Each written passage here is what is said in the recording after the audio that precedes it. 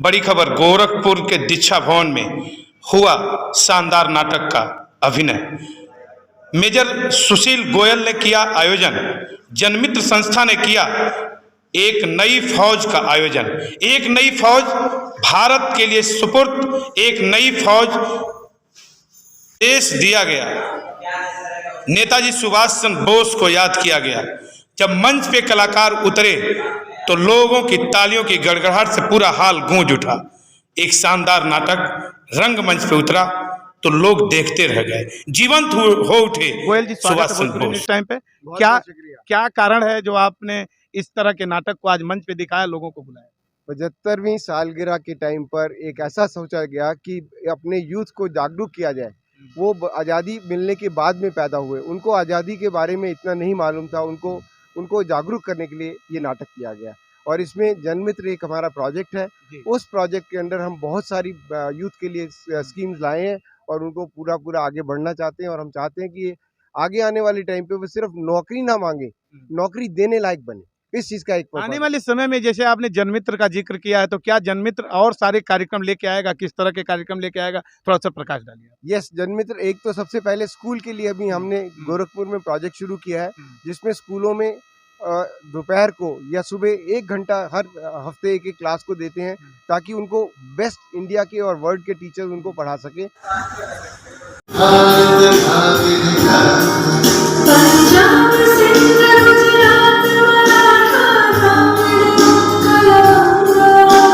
चंचल सागर विंध्य हिमालय लीला यमुना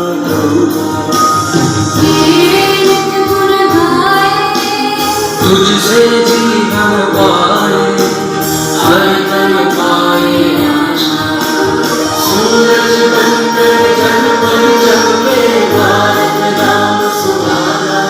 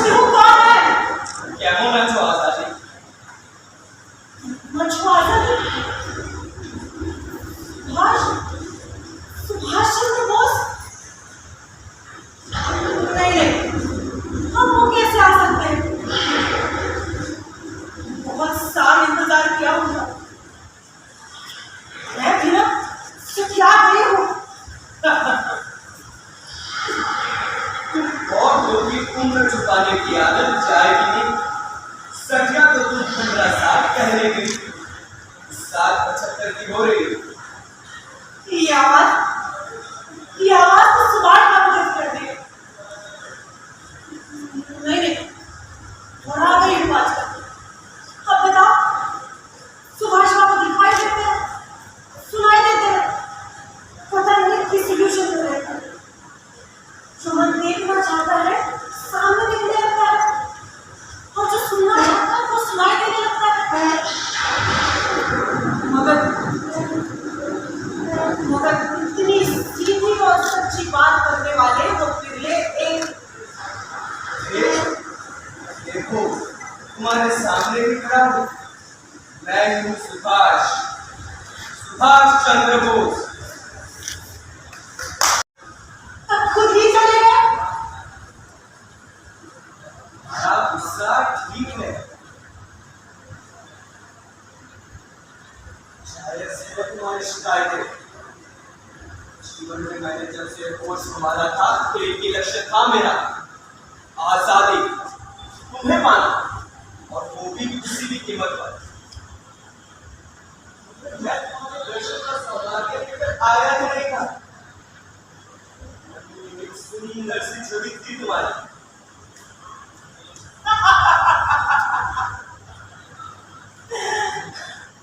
सुंदर सी छवि। सुभाष बाबू, अब तुम्हें 75 की हो गई हो।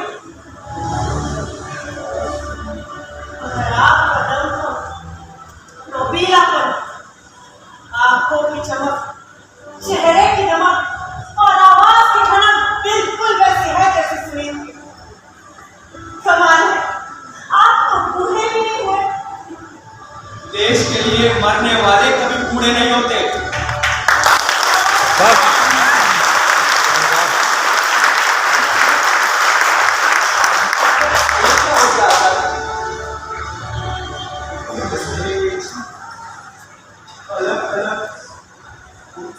क्यों रहती हो? हजारों सालों बाद गई हो, कुछ जानती होगी ना तुम। अब जैसे हो देख लो, आपके सामने हो, क्या कीमत और कैसे कीमत। जैसे जैसे समय बीतता जा रहा है, ये लोग मुझे हल्के में लेने लगे। हल्के में लेने लगे का क्या मतलब? You mean people are taking you for granted? अरे भाई, अब उसमें उनका भी क्या कसूर? जिन लोगों ने मेरे लिए कुर्बानियां दी थी, वो लोग कहाँ रहे? वो पीढ़ियां कब की कब चुकी है सुभाष बाबू, जो मेरे प्रति संवेदनशील थी। समय के साथ साथ संवेदनाएं कम हो जाती है सुभाष बाबू। क्या कह रही हो? नमस्कार, आप देख रहे हैं भोजपुरी न्यूज़ टाइम। हम शंभू शरण गोरखपुर जनपद के दीक्षा भवन में मौजूद हैं। यूनिवर्सिटी के दीक्षा भवन में, गोरखपुर विश्वविद्यालय के दीक्षा भवन में मैं खड़ा हूं। यहाँ पे एक कार्यक्रम हुआ, एक नई फौज, जो नेताजी सुभाष चंद्र बोस की कृतियों को, कहानियों को चरितार्थ किया गया। उनकी अमर कथा को आज मंच पे ला करके जीवंत किया गया। और जो कलाकार इस अभिनय में थे, हमारे पीछे खड़े हैं। मैं आपको भोजपुरी न्यूज़ टाइम पे उन सभी दर्शकों को, इन कलाकारों से मिलवाऊंगा जो जीवंत किए थे उस चरित्र को, जो देश को आज़ादी के पहले जो चरित्र मिले थे और फिर मिली थी आज़ादी। तो आपका स्वागत है। नेताजी सुभाष चंद्र बोस हूबहू आप लग रहे हैं, कैसे जीवंत कर पा रहे हैं इस रोल को आप? जी, सबसे पहले मैंने इस रोल को निभाने के लिए किताबें पढ़नी चालू की। कुछ सीरीज़ और फिल्में पढ़ी, राजकुमार राव की, श्याम बेनेगल की देखी, तो मुझे समझ में आया कि ये कैरेक्टर कोई आम कैरेक्टर नहीं है, ये बहुत बड़ा कैरेक्टर है। मतलब सुभाष जी ने अपनी जान, अपना घर, अपना सुख, अपनी चैन, मतलब शो में एक डायलॉग भी है, दे love their country more than their life, their family, there comfort Jones. तो मतलब उन्होंने सब कुछ त्याग कर दिया एक चीज़ के लिए, वो है आज़ादी।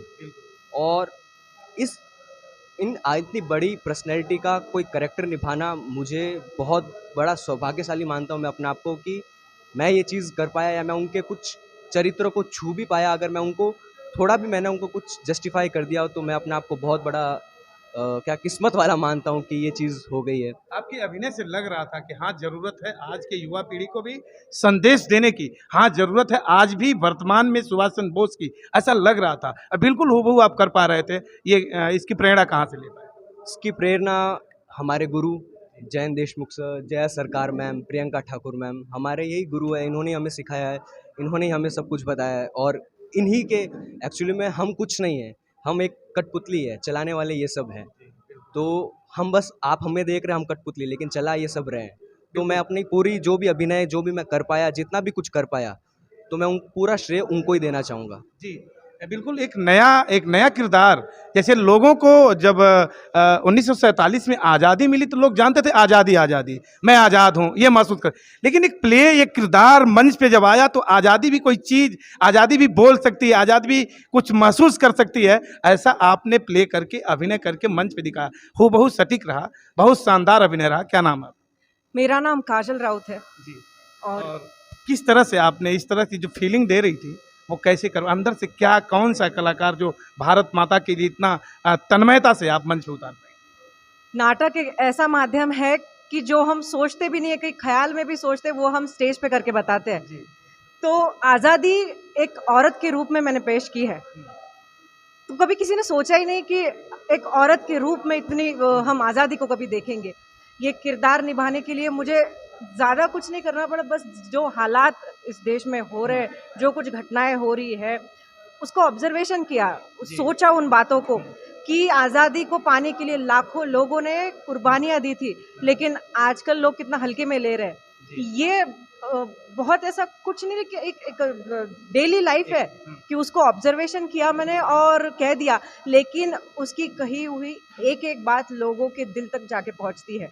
और ये मेरा सौभाग्य है कि मैं ऐसा एक नाटक कर रही हूँ कि जो लोगों को प्रेरणा दे रहा है, लोगों के अंदर नई उम्मीद जगा रहा है। मुझे लग रहा था मंच पे जब आपको मैं देख रहा था तो लग रहा था कि भारत माता को रूप में लोगों ने भारत माता को देखा था नारी के रूप में, शायद अब आज़ादी को नारी के रूप में देखेंगे और महसूस करेंगे। जरूर, मैंने कहा कि नाटक एक बहुत सुंदर माध्यम है लोगों तक कोई बात पहुंचाने का। हम मूवी देखते हैं, वेब सीरीज देखते हैं तो देख के बंद हो जाता है तो भूल जाते हैं, लेकिन नाटक ऐसी चीज है कि वो सालों तक दिमाग में रहती है। तो जब कभी आज़ादी का जिक्र होगा तो हमारा यही प्रयत्न था, मेरा यही प्रयत्न था कि जब कभी आज़ादी का जिक्र होगा कि लोगों के दिमाग में एक वो रचना रहे कि हाँ, आज़ादी को इतने हम हल्के में नहीं ले सकते, उसके लिए उसके प्रति हमारी बहुत सारी जिम्मेदारियां हैं। जी धन्यवाद। मैम, आप शिक्षिका के रूप में मंच पे आ रही थी, तो वर्तमान की शिक्षिकाओं का जो रोल है, जो रूप आपने दिखाया, फिर एक मैसेज दे दीजिए यहाँ से कि क्या शिक्षिकाओं का रोल होना चाहिए आज़ादी के लिए, नेताजी के लिए और भारत के लिए। जी, आजकल बहुत सी शिक्षिकाएं केवल नौकरी करने के लिए और टाइम पास करने के लिए ही मतलब ये शिक्षिका बन रही हैं। और शुरू में तो वैसा है, फिर बाद में उसको भी ये सब देख करके उसका हृदय परिवर्तन हो जाता है और उसे लगता है नहीं, शिक्षिका का केवल यही काम नहीं है कि पढ़ाई कराए, परीक्षा हो और कार्यक्रम आयोजित करे। उसका तो कर्तव्य है कि वो लोगों के साथ मिलकर, समाज के साथ मिलकर के एक ऐसे पीढ़ी तैयार करे जो आत्मनिर्भर हो, जो अपने देश के प्रति संवेदनशील हो, जो कर्तव्यनिष्ठ हो। और मैंने बहुत सारी इतनी हजारों लाखों टीचरों को रिप्रेजेंट किया है, तो ये मेरे लिए बहुत खुशी की बात है। और जो लिखा है जे.आर. सरकार जी ने, वो अद्भुत है। बहुत सुंदर नाटक आज दीक्षा भवन के हाल में आपके देखे के मिलल, और निश्चित तौर पे जो भारत की आज़ादी है, जो निश्चित तौर राष्ट्र का